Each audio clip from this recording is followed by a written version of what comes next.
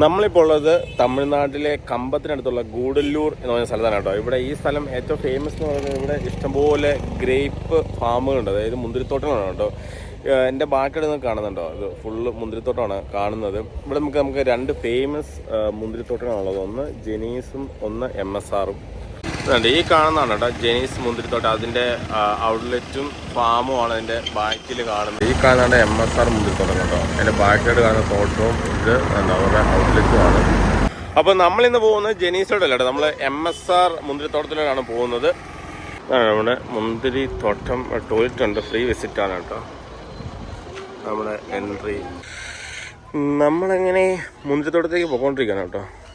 ഇവിടെയൊക്കെ നമുക്ക് സൈഡിൽ കാണാം, ഇതൊക്കെ കായ്ച്ച് തുടങ്ങുന്നതേ അല്ല, കായ്ച്ച് കിടപ്പുണ്ട് കേട്ടോ. ഇതുണ്ടോ മുന്തിരി ഉണ്ടായി വരുന്നുണ്ടോ, ഇത് ചെറിയ മുന്തിരിയാണ്.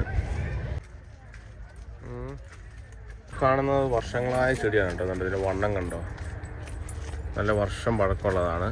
ഇനിയിപ്പോൾ നമുക്ക് ഇതുണ്ട്, ഇതിൻ്റെ ഇടയ്ക്കൂടെ നോക്കി കഴിഞ്ഞാൽ ചെറിയ തൈച്ചെടികളുണ്ട് കണ്ടോ.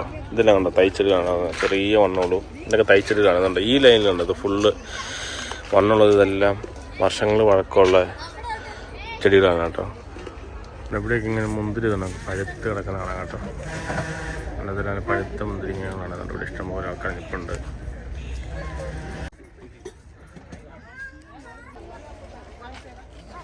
കണ്ടോ ഇവിടെ മൊത്തം നമുക്കിങ്ങനെ പഴുത്തെടുക്കുന്ന മുന്തിരിങ്ങൾ കാണാൻ കേട്ടോ.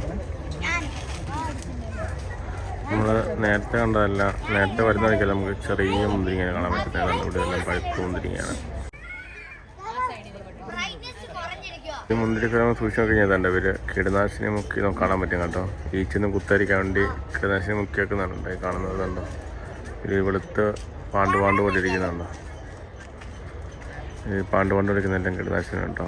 നമുക്ക് ഇത് നോക്കി കഴിഞ്ഞാൽ കണ്ടോ കറക്റ്റ് കാണാൻ പറ്റും കണ്ടോ, കീടനാശിനിയാണ്. അപ്പോൾ നമ്മൾ മുന്തിരിങ്ങ വാങ്ങിച്ച് കഴിക്കുമ്പം ശരിക്കും കഴുകിയിട്ടൊക്കെ കഴിക്കുക. അതുണ്ടോ ഇതിലൊക്കെ ശരിക്കുണ്ട്.